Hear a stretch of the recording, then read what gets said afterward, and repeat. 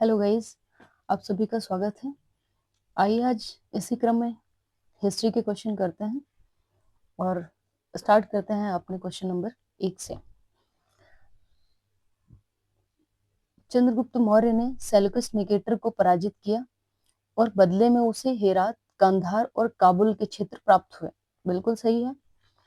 And second है Megasthenes Seleucus का राजदूत था जो चंद्रगुप्त के दरबार में आया और इंडिका की रचना की। बिल्कुल सच है। क्वेश्चन नंबर 1 का सी सत्य है।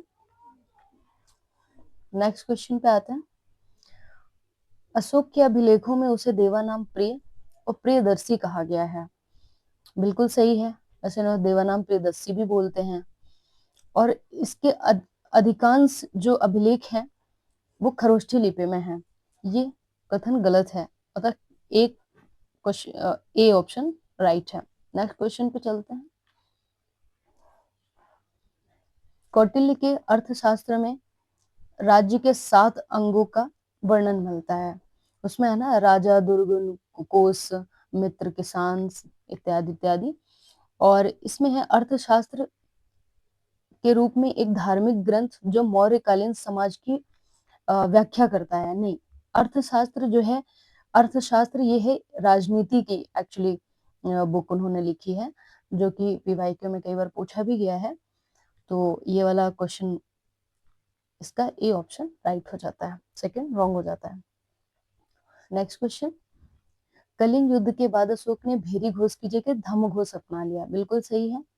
जहां पहले वो अस्त्र शस्त्र युद्ध आदि में विश्वास करते थे, अब उन्होंने जगह जगह अपने दूत भेजे कि शांति स्थापना करो, श्रीलंका में और कश्मीर में एंड इंडोनेशिया साइड, मतलब हर जगह उन्होंने शांति स्थापना। तो उन्होंने धम्म घोष की नीति अपनाई, क्योंकि ये जो कलिंग युद्ध का वर्णन अशोक के 10वें शिलालेख में मिलता है ना, ये 10वें में नहीं है, एक्चुअली में ये 13वें में है ना। तो यहाँ से इनका जब लड़ाई होती है कलिंग की, तो इनका हृदय परिवर्तित हो जाता है। उन्होंने और भेरी घोष की जगह धम्म घोष की नीति अपना ली। ओके, नेक्स्ट क्वेश्चन में चलते हैं। इसमें हमारा ये सही हो जाता है। मौर्य काल में सीता शब्द का अर्थ राज्य की भूमि से प्राप्त आय था। बिल्कुल सही बात है। ठीक है। मौर्य प्रशासन में अध्यक्ष विभागों के प्रमुख होते थे। ये विभागीय प्रमुख होते थे और इनकी संख्या 26 बताई गई है। तो दोनों ही सत्य हैं। 5 का सी ऑप्शन राइट हो जाता है। नेक्स्ट क्वेश्चन में चलते हैं। मौर्य साम्राज्य में गुप्तचर विभाग को महामात्या सर्प कहा जाता था और गुप्तचरों को गुड़ पुरुष कहा जाता था। बिल्कुल सही बात है।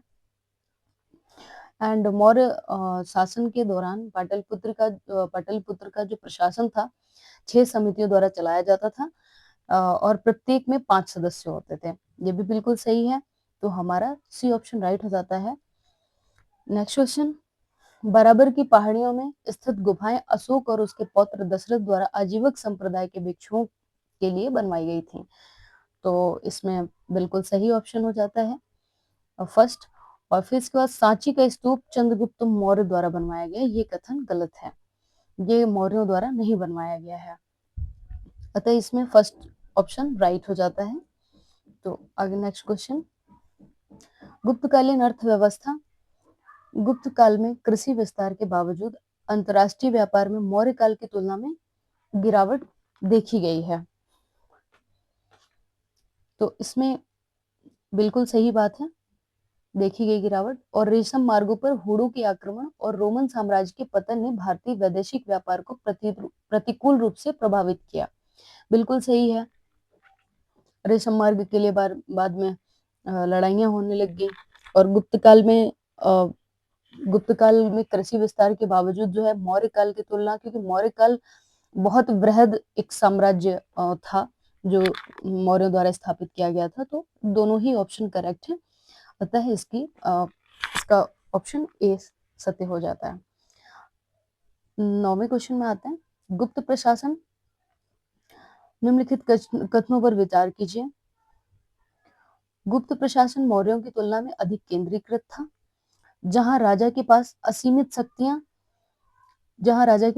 शक्तियां थी। भुक्ति प्रांत के राज्यपाल को उपरिक कहा जाता था, मतलब राज्यपाल को उपरिक कहा जाता था, जिनकी नियुक्ति प्राय राज परिवार के सदस्यों द्वारा की जाती थी। ठीक है। तो 9 का बी राइट है। ठीक है, इसमें 1 ऑप्शन एंड 2 दोनों होना चाहिए, तो थोड़ा सा मिसप्रिंट है। तो इसमें क्या है, 9 का बी ऑप्शन ओनली करेक्ट है। इसमें ये वाला फर्स्ट ऑप्शन रॉन्ग है, असीमित शक्तियां नहीं थी। आ जाते हैं 10 क्वेश्चन में। सामाजिक संरचना। गुप्त काल के संदर्भ में कौन सा कथन अछूत की स्थिति का सही वर्णन करता है? अब इसमें है, फाहियान के अनुसार चांडालों को नगर के बाहर रहना पड़ता था और प्रवेश करते समय लकड़ी पीटकर सूचना देनी पड़ती थी। बिल्कुल, वो लोग उनको ऐसा बोला गया था कि तुम्हारे आने का पता चल जाना चाहिए, इसलिए वो लकड़ी वगैरह बजाते हुए आते थे नगर के अंदर।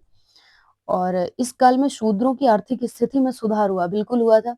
और रामायण महाभारत सुनने का इन्हें अधिकार मिल गया था, क्योंकि तब तक ये लोग व्यापार आदि में भागीदारी निभाने लग गए थे। तो इस प्रकार 10 का सी ऑप्शन राइट है। आते हैं 11 क्वेश्चन में। कला एवं वास्तुकला। गुप्त काल को भारतीय वास्तुकला का स्वर्ण युग माना जाता है, क्योंकि इसी काल में मंदिरों के शिखर निर्माण का पूर्ण विकास हुआ। बिल्कुल सच, सही बात है। देवगढ़ का दशावतार मंदिर पंचायतन शैली का एक उत्कृष्ट उदाहरण है, जिसमें एक चबूतरे पर शिखर मौजूद है। बिल्कुल सही है, ए ऑप्शन, बोथ ए और आर करेक्ट है। और इसकी सही व्याख्या करता है। पंचायतन शैली में क्या होता है, जैसे एक मंदिर होता है और उसमें क्या होता है, आसपास ऐसे 4 देवता होते हैं, बीच में एक जो गर्भगृह में एक विशेष देवता होते हैं। जैसे 5 देवताओं का क्रमिक रूप होता है, जिसको हम पंचायतन शैली बोलते हैं। ठीक है, नेक्स्ट क्वेश्चन में चलते हैं। विज्ञान और प्रौद्योगिकी निम्नलिखित कथनों में विचार कीजिए। आर्यभट्ट आर्यभट्टीय में पृथ्वी के अपनी धुरी पर घूमने की व्याख्या की। और पंच सिद्धांतिका में वराहमिहिर ने 5 खगोलीय प्रणालियों का वर्णन किया है, ये भी सही है। ब्रह्मगुप्त ने ब्रह्मस्फुट सिद्धांत में गुरुत्वाकर्षण के सिद्धांत का आभास दिया, यह भी सत्य है। तो इस तरह से 1, 2, 3 are correct. Next question. Chandragupta की नीतियां समुद्रगुप्त की दक्षिणापथ विजय के संदर्भ में। समुद्रगुप्त को, जैसा हम सभी जानते हैं, कि भारत का नेपोलियन की संज्ञा दी जाती है। इन्होंने क्या किया, देखते हैं। उसने दक्षिण के 12 राज्यों के विरुद्ध प्रस्फोटधरण बलपूर्वक विनाश की नीति अपनाई। उन्होंने ग्रहण मोक्ष की नीति के तहत विजित राज्यों को उनका राज्य वापस लौटा दिया। इन्होंने दक्षिण में तो ऐसा किया था, कि ग्रहण मोक्ष की नीति अपना ली थी 12 राज्यों के प्रति, पर उत्तर में क्या था, उत्तर में इन्होंने जो था आर्यावर्त के तहत जो 9 राज्यों को जीता था, उनको शायद अपने नियंत्रण में ही रखा था। तो इन्होंने 2 प्रकार की नीतियां अपनाई थी, जो कि इसमें की सेकंड ऑप्शन राइट है। 12 राज्यों का ये ग्रह मोक्ष नीति वाला जो इन्होंने नीति अपनाई, और उनके राज्य उनको वापस दे दिए, और परंतु अपना नियंत्रण उनमें स्थापित कर लिया था। ठीक है, नेक्स्ट ऑप्शन चलते हैं। 14, गुप्त काल में धर्म के संदर्भ में असत्य की पहचान करें। गुप्त शासक परम भागवत की उपाधि धारण करते थे और मुख्य रूप से वैष्णव मतानुयायी थे। ठीक है, और ठीक है, इसमें इस काल में मूर्ति पूजा का प्रचलन काफी बढ़ गया था और यज्ञों का महत्व गौड़ हो गया था। नहीं, इसमें ये गलत है, क्योंकि इस समय ये सारी चीजें हो रही थी, गौड़ नहीं हुआ था। मूर्ति पूजा और बढ़ गया था, धर्म कर्म कांड इन सबका बोलबाला थोड़ा ज्यादा ही हो रहा था। इस तरह से ये क्वेश्चन यहाँ पर ये बी ऑप्शन रॉन्ग हो जाता है। और ये नालंदा विश्वविद्यालय की स्थापना कुमार गुप्त ने करी थी, बिल्कुल सही है। बौद्ध शिक्षा का प्रमुख केंद्र था।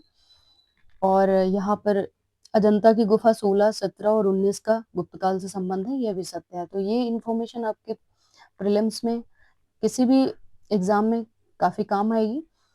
तो आज के लिए ये 14 क्वेश्चन थे। नेक्स्ट वीडियो में मिलते हैं आपसे। नमस्कार, राधे राधे, जय हिंद।